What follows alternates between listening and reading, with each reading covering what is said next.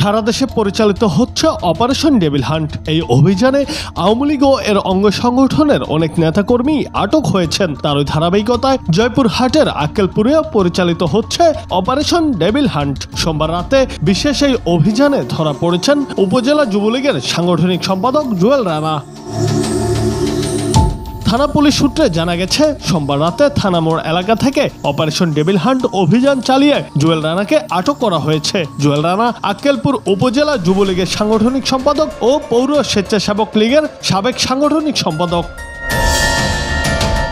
আক্কেলপুর থানার ভারপ্রাপ্ত কর্মকর্তা আনিসুর রহমান বলেন, অপারেশন ডেভিল হান্ট অভিযান পরিচালনার মাধ্যমে তাকে আটক করা হয়েছে। পরবর্তী নির্দেশনা অনুযায়ী আমাদের এই অভিযান অব্যাহত থাকবে।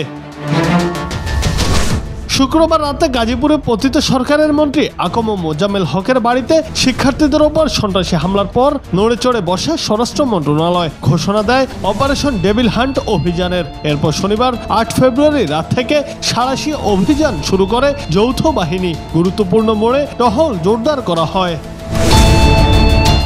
অপারেশন ডেভিল হান্টে এই পর্যন্ত কয়েকশ মানুষ আটক হয়েছেন বলে জানা গেছে। জুনায়েদ আহমেদ, বাংলা টিভি।